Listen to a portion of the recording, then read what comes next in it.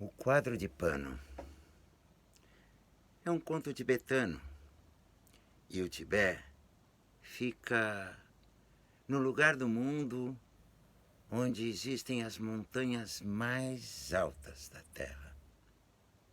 Nesse lugar, as partes mais altas do país são terras áridas. Apenas nos vales profundos a terra é mais fértil e a vida é mais fácil. Mas esse conto conta de uma aldeia, na parte mais alta, no sopé de uma montanha gelada, neves eternas, terras áridas. Uma aldeia muito pobre, aonde uma viúva criava sozinha seus 3 filhos homens.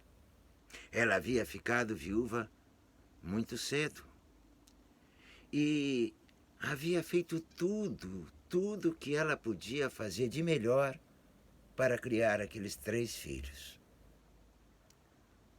Os 2 mais velhos não pareciam reconhecer muito o esforço que a mãe fazia. Apenas o mais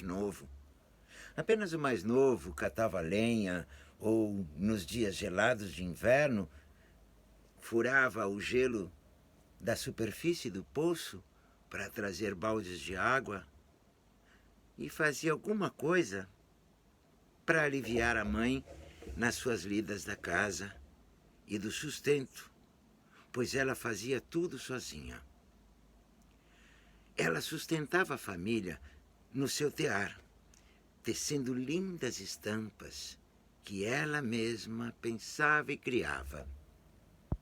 Uma vez por semana, ela descia até o mercado da cidade mais próxima e vendia seus panos, suas estampas, para comprar comida para os filhos. Então sua vida era dividida entre o tempo do trabalho da casa e no tear. Num desses dias de mercado, ela vendeu os seus panos mais cedo do que de costume e saiu ali pelas tendas a observar o que ela podia encontrar de comida mais barata, quem sabe poder comprar mais, coisas melhores. Mas eis que ela passou por uma banca onde ela viu um quadro. Um quadro que retratava uma aldeia num sopé de uma montanha gelada, como a sua, mas o contrário da sua aldeia.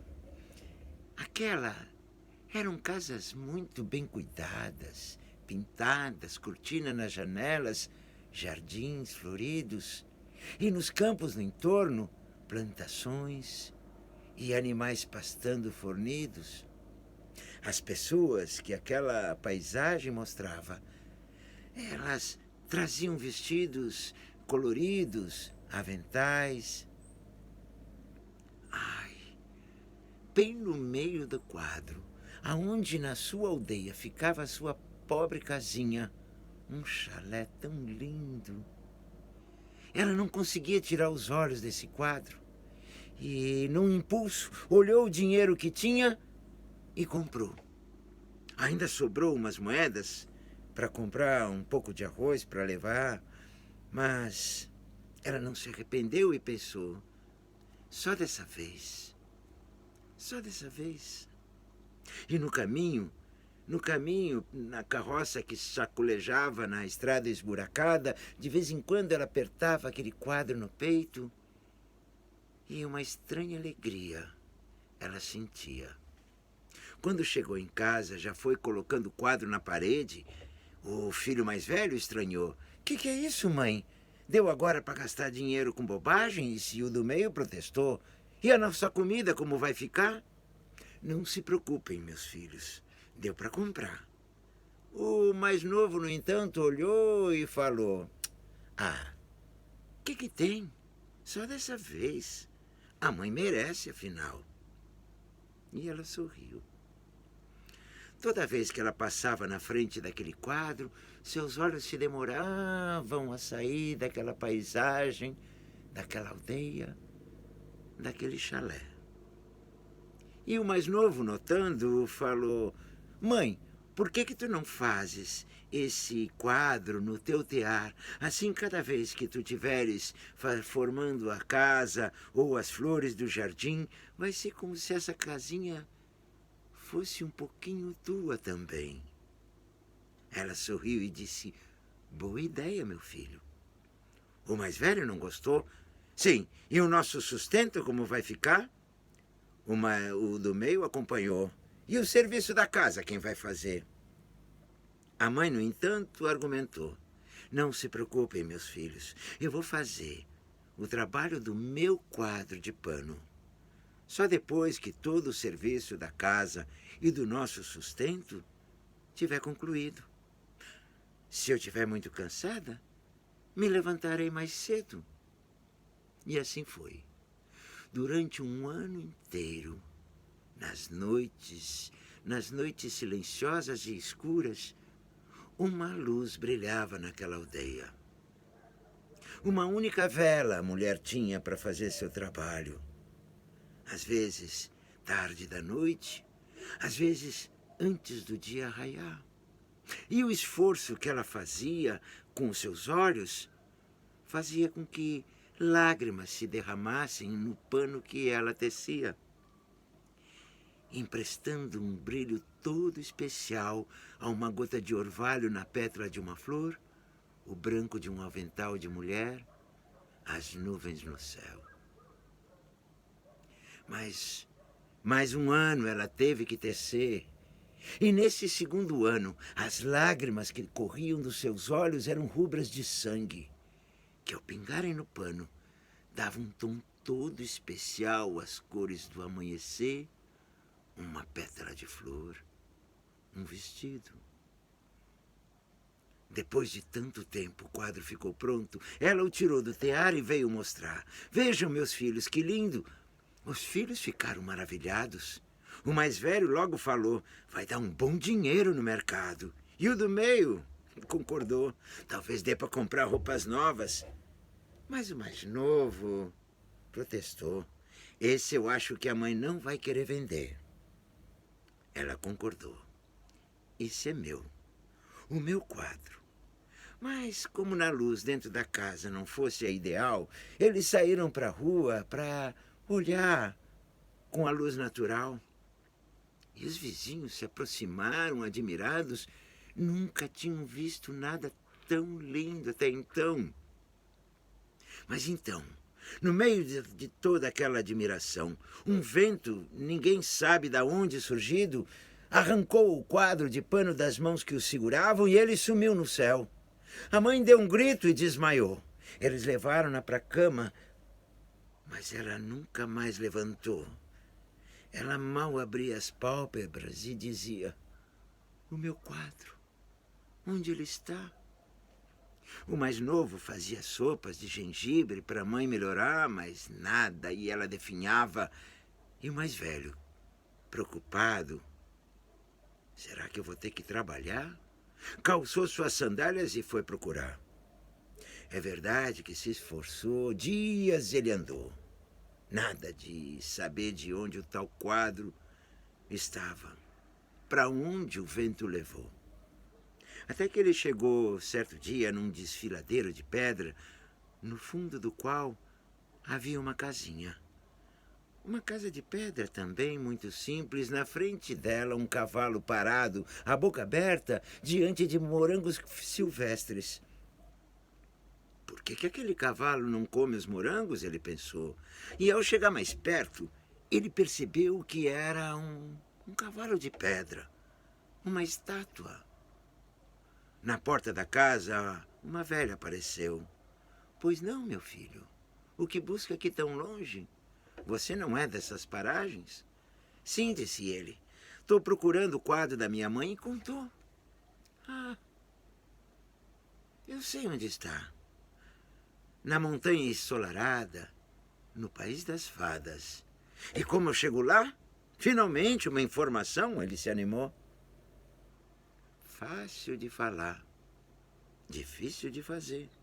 E disse para ele: que ele teria que arrancar os seus dentes e colocá-los na boca do cavalo, pois só ele, só aquele cavalo, poderia levá-lo até lá. E mais, ele deveria atravessar o fogo e o gelo e um mar tempestuoso. E se ele desse só um suspiro de medo ou de dor, ele seria fulminado. O rapaz arregalou os olhos, deu 2 passos para trás e disse: "Isso não é para mim." "Eu já imaginava, mas eu tenho um presente para você." Foi até dentro de casa e trouxe uma pequena caixa cheia de moedas de ouro. Assim, sem mais nem menos, é um presente. Ele saiu pensando maravilhado, sem precisar fazer nada. É um bom dinheiro, mas bem, para 4 não é tanto assim. Para uma pessoa seria suficiente. E pensando que sua mãe iria morrer e ele não teria obrigação de cuidar dos irmãos, na primeira encruzilhada, se foi pelo caminho que dava na cidade e lá se instalou a viver como um senhor.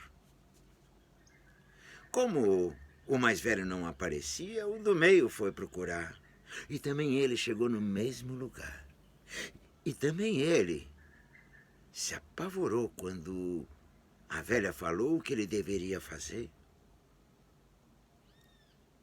Também ele ganhou o mesmo presente que o irmão recebeu. E pensando pelo caminho, chegou à conclusão: "Ah, que malandro! Imagina onde ele está. Se ele passou por aqui, mas quer ver? Acho que ele está certo.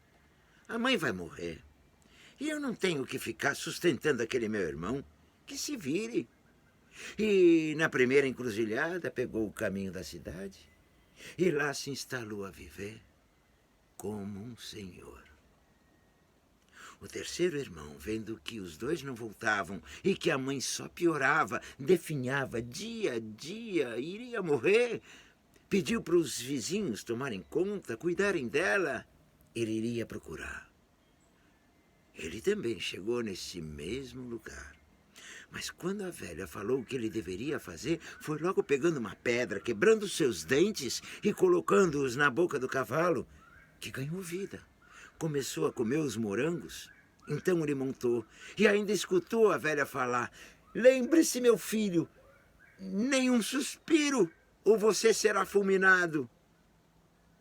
O cavalo foi levando por um lugar que parecia cada vez mais quente, cada vez mais quente. E de repente caminhavam sobre lavas incandescentes. O fogo lambia suas pernas, queimava seu corpo, mas nem um suspiro de dor ou de medo ele deu. Depois passaram por uma geleira. O gelo afiado lhe machucava e avalanches desabavam ao seu lado, até chegarem na beira do mar. Ao chegarem, ele viu aquele mar, mas era um braço apenas, e do outro lado, a montanha ensolarada. Fez o cavalo avançar. E muitas vezes blocos gelados quase o esmagavam, se chocando, levado pelas ondas. Nenhum suspiro ele deu e chegou do outro lado. E ao subir na montanha, o sol foi secando seu corpo, aquecendo, curando suas feridas. Quando chegou lá, viu uma cena belíssima. Na frente de um palácio de cristal, um jardim maravilhoso, lindas mulheres trabalhavam, tendo como modelo, no quadro que teciam, o quadro de sua mãe. Foi aquele alvoroço. A mais imponente se aproximou, dizendo: "Eu sou a rainha das fadas, e jamais um humano chegou até aqui. O que você quer?" Por trás do seu ombro, uma fada miúda, de vestido vermelho, na ponta dos pés, observava. Ele disse que a sua mãe estava morrendo por conta daquele quadro que o vento havia levado. Ah, nos perdoe. Não queríamos causar nenhum mal. Apenas queríamos usá-lo como modelo. É tão lindo. Mas estamos terminando o trabalho. Se você puder esperar um pouco, não terá sido em vão. Nem nosso esforço, nem sua vinda. Então, ele se sentou na sombra de uma árvore, enquanto aquela moça, de longos cabelos negros e vestido vermelho, veio trazer-lhe o néctar e a ambrosia. Ele bebeu e recuperou as forças. Os dois ficaram conversando um bom tempo. Ela observou que aquele humano não era como se dizia dos humanos por lá, tão bruto.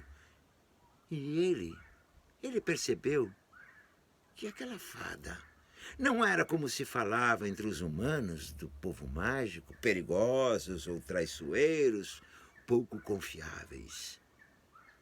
Depois ela voltou ao trabalho e ele adormeceu. Acordou, era noite. O trabalho das fadas havia concluído.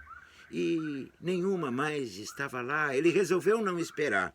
Pegou o quadro da sua mãe entre as duas árvores, soltou, enrolou e montou no cavalo, se foi. Agora era o mar gelado, o gelo e depois o fogo que ele teve que passar. Mas ao chegar na casa da velha senhora, ela esperava na porta, dizendo: "Eu sabia que você conseguiria." Então, ela disse para ele que tinha duas coisas que ela podia ajudar. Foi até a boca do cavalo, tirou os dentes e recolocou-os na boca do rapaz, como se nunca tivessem saído de lá. Depois foi até dentro de casa e trouxe um par de sapatos muito delicados. É couro de cervo, o animal mais veloz da floresta. Você deve se apressar. Ele então correu, mas era como se voasse. Cada passo que ele dava, muitas léguas ele andava. Chegou na frente da casa da mãe. Os vizinhos ali, cara de velório. "Minha mãe!" Chegou a tempo de se despedir, disseram. Ele correu para o quarto, gritando: "Mãe, o teu quadro, eu encontrei!" Abriu e a mãe, pálida, que mal conseguia mover as pálpebras, ao olhar o quadro, chegou a sorrir. As cores da vida voltaram para as suas faces e ela se sentou. Ela teve forças para se levantar. Então ela observou. Havia uma mancha vermelha no verde que ela teceu. Teria sido manchado seu quadro? Ao sair para a rua para verem melhor na luz do dia, de repente o quadro escapou das mãos que o seguravam outra vez. Mas dessa vez não foi o vento que o levou. Ele ficou flutuando e crescendo e crescendo e crescendo. E naquela paisagem ele se transformou. As casas, os campos, a roupa das pessoas que, emocionadas, chorando, saíam das casas, se abraçavam, não entendiam aquele milagre, aquela transformação. E no meio do verde,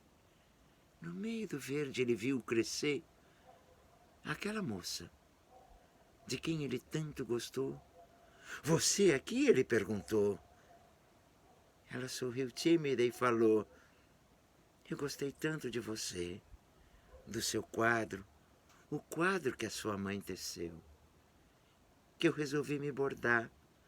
E agora que ele é verdadeiro, é real, acho que aqui é meu lugar." Durante dias, aquela comunidade comemorou a transformação daquele lugar e o casamento de um jovem casal. Toda a região foi convidada para a festa. 2 mendigos apareceram e, quando perceberam que lugar era aquele, que família festejava, não tiveram coragem de voltar. Eram os 2 irmãos que haviam dilapidado toda a fortuna em festas e prazeres e andavam como mendigos, e assim se perderam pelo mundo. E essa é a história, um quadro de pano.